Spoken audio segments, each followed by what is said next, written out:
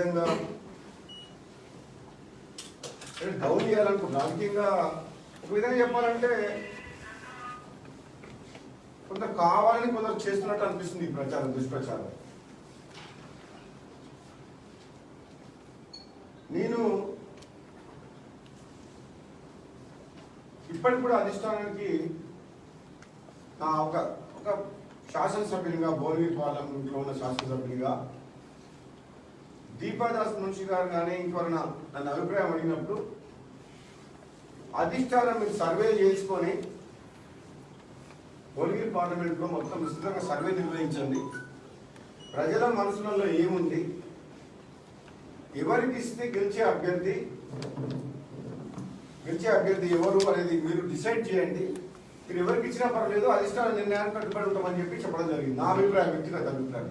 అలానే వ్యక్తికి ఏమని చెప్పలేదు, కోమటిరెడ్డి లక్ష్మికి కావాలని అడగలేదు. మీరు సర్వే చేసుకోండి అని చెప్పి చెప్పడం జరిగింది. అంటే నాకు అనిపించింది ఏంటంటే, గతంలో నేను పార్లమెంట్ సభ్యులుగా చేసిన సేవలు కావచ్చు, ఆ సోదరుడు కోమటిరెడ్డి వెంకటరెడ్డి పార్లమెంట్ సభ్యులుగా చేసిన సేవలు కావచ్చు, తెలంగాణ రాష్ట్రం కోసం పోరాడిన, పార్లమెంట్లో పోరాడిన తీరు కావచ్చు, వెంకటరెడ్డి కోసం ప్రభుత్వ పరంగా కాకుండా వ్యక్తిగతంగా కూడా ఒక మానవతా దృక్పథంతో కొన్ని వేల కుటుంబాలకు, లక్షల మందికి ఆర్థిక సాయం చేసి ఈ భువనగిరి పార్లమెంట్ నియోజకవర్గంలో ఎన్నో సామాజిక కార్యక్రమాలు చేసిన దృష్ట్యా సేవలు ఎన్నో చేసింది ఆమె. కేవలం మున్గోడు ఎలక్షన్స్ అప్పుడు నాకు సపోర్ట్గా ప్రచారం చేసింది. నా భార్యగా ఉప ఎన్నికలు కావచ్చు, మొన్న కావచ్చు, విస్తృతంగా తిరిగింది. కాకపోతే మొత్తానికి చూస్తే, ఓవరాల్గా చూస్తే జనగామ నియోజకవర్గంలో దాదాపు 15 కోట్ల రూపాయలతో ఓల్డేజ్ హోమ్ పెట్టింది మహిళలకు, పేద మహిళలకు.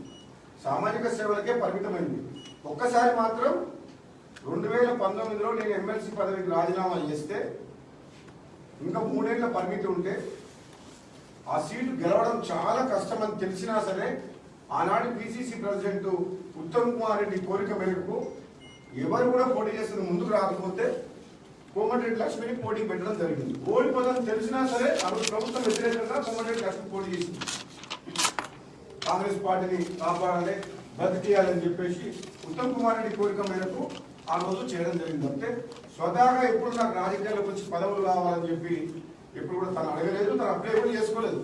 మీ అందరికీ తెలుసు, కోమటిరెడ్డి సోదరులు అంటే తెలంగాణ ఉద్యమం కోసం మంత్రి పదవి త్యాగం చేస్తే, ఈ ప్రజాస్వామ్యాన్ని కాపాడడానికి, మునుగోడు ప్రజల కోసం, ఈ ప్రాంతం కోసం ప్రభుత్వానికి వ్యతిరేకమైన పార్టీ పదవికి రాజీనామా చేసిన చరిత్ర మాది.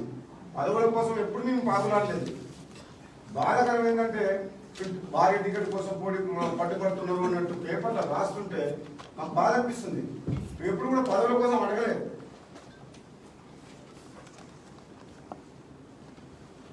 మీ అందరికీ తెలుసు, తెలంగాణ రాష్ట్రంలో కరోనా సమయంలో కోమటిరెడ్డి సుశీలమ్మ ఫౌండేషన్ మీద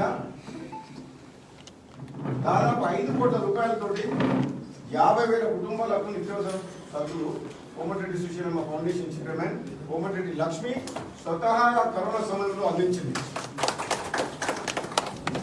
కానీ ఎప్పుడు కూడా తనకు పదవి కావాలని, నేను కూడా నా భార్యకు పదవి కావాలని, మా సోదరుడు కూడా ఇప్పుడు